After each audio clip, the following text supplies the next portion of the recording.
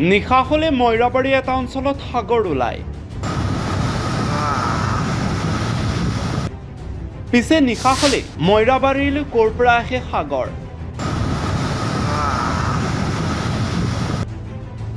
এই সকলোবোৰ কম, কিন্তু সাগৰৰ আছে বিশেষ এটা বদ অভ্যাস। সাগৰক একো নালাগে, লাগে মাত্ৰ টকা। টকা দিলে সাগৰ নিমিষতে নাইকিয়া হৈ যায়। টকাৰ বাবে যিকোনো কাম কৰিব পাৰে সাগৰে। পিছে আপুনি মই ভবাৰ ধৰণৰ সাগৰ নহয় তেওঁ। টকাৰ প্ৰতি দুৰ্বলতা থকা আৰু ৰক্ত পিপাসু তাৰ নাম সাগৰ ডকাইত ওৰফে ছাইদুৰ ৰহমান। ঘটনাৰ কেন্দ্ৰবিন্দু এই তিনি যুৱক। বুধবাৰে নিশা গৰৈমাৰীৰ পৰা এই তিনি যুৱকে আহিছিল ময়ৰাবাৰীত বজাৰ কৰিবলৈ। আৰু এই তিনি যুৱক ৰোষত পৰিল তিনি ডকাইতৰ। ডকাইতৰ দলটোৰ অন্যতম আছিল এজন সাগৰ ডকাইত ওৰফে ছাইদুৰ ৰহমান। এই অভিযোগ তুলিছিল তিনি ভুক্তভোগী যুৱকে। সন্ধিয়া ঘটনাটো 7 বজাৰ পাছত, 7টামান বজাত। 7 বজাৰ পাছত। কেইজন আছিলে মানুহ? মানুহ আছিল 3জন। কিমান টকা লৈছে আপোনালোকৰ পৰা? 20,000 টকা লৈছে। কেছ লৈছিল নে ফোনপে? ফোনপে স্কেনাৰ লৈছে। তাৰপিছত তেওঁক কেনেকৈ ধৰিলে আপোনালোকে? কেনেকৈ সেইটো স্কেনাৰ আমাৰ হাতত পইচাখিনি দিয়াৰ পিছত আপোনালোকক এৰিলে? আমালোকক এৰিছে। তাৰপৰা ঘৰৰ মানুহ ক'লে যে তহঁত আহি যা, মই আহি আছোঁ, নহ'লে তহঁতক ৰিটাৰ্ণ টেক কৰি থাকিব, কিবা কৰিব পাৰে, সেইকাৰণে জল্দি ওলাই আহ। তেওঁলোকৰ লগত কিবা অস্ত্ৰ আছিল নে খালী?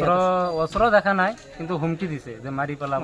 সিহঁতে আগতে 2টা 3টা সি এটা মাৰ্ডাৰ কৰিছে, এনেকুৱা কৈ আছিল, হুমকি দি আছিল আমাক। যুৱককেইজনক ময়ৰাবাৰী ৰেল ষ্টেচনৰ ওচৰত আবদ্ধ কৰি দুৰ্বৃত্তৰ দলটোৱে 3 লাখ টকা দাবী কৰে। কিন্তু যুৱককেইজনে কাকতি মিনতি কৰাত 20,000 টকাত মান্তি হয় দুৰ্বৃত্তৰ দলটো। মানে বজাৰৰ পৰা গৈ আছোঁ, যাওঁতে সিহঁতে ছিংগল দিলে, ৰখাবৰ কাৰণে ৰখিছোঁ। মোবাইলটো দিছে, কৈ আছে যে মোবাইলটো দিছোঁ, চাওঁ। মই মোবাইলটো দিয়া নাই। তাৰপিছত সি মোক ডিঙি ধৰিলে, তাক ধৰিলে, 3জন মানুহক লৈ গ'ল। ই যে ৰেলৱে ষ্টেচন পাঞ্জিকানাটো যে আছে, তাত লৈ পেলাই সিহঁতে ধমকি দি আছে 3 লাখ টকা লাগে। কেইজন আছিলে তেওঁলোক? তেওঁলোক আছিল 3জন। তাৰপিছত 3জন আছিল, 3 লাখ টকা ডিমাণ্ড কৰি আছিল। 3 লাখৰ পৰা গৈছে 1 লাখ, 1 লাখৰ পৰা গৈছে 90,000, 90,000 টকাৰ পৰা পাছত গৈছে 60,000, 60,000 টকাৰ পাছত গৈছে যে এই 30,000 টকা লাগিবই। তাৰপিছত কিমান টকা দি মুকলি হ'ল আপোনালোক?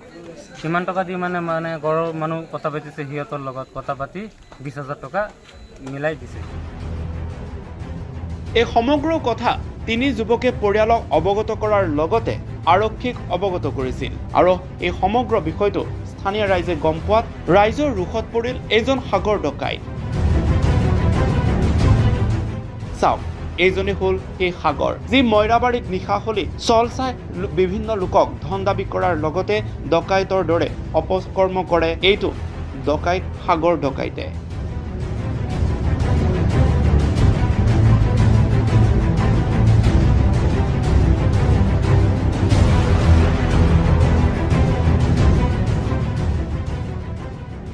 ময়ৰাবাৰীৰ পৰা ব্যুৰো ৰিপৰ্ট, ৰিপৰ্টাৰ এনি।